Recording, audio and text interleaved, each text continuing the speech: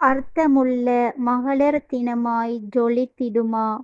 மங்கையரின் மகிமையினை மாந்தருக்கு எடுத்துச் சொல்ல உதித்ததோர் தினம் மகளிர் தினமாய்.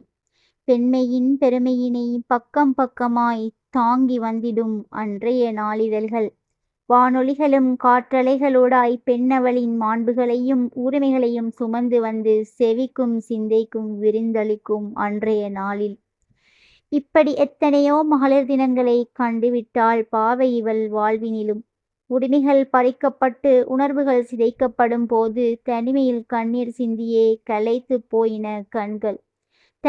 தன் வாழ்வும் விடியுமென்று காத்திருந்தாள் பல கனவுகளுடன். பெண்ணுரிமை என்பது வெறும் ஏற்றோடும் பேச்சோடும் கலந்துவிட இலவு காத்த கிளியானாள் மங்கை இவள்.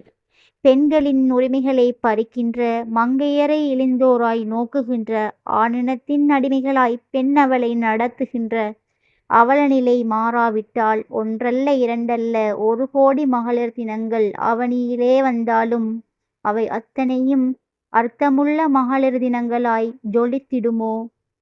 சிந்திப்போம்.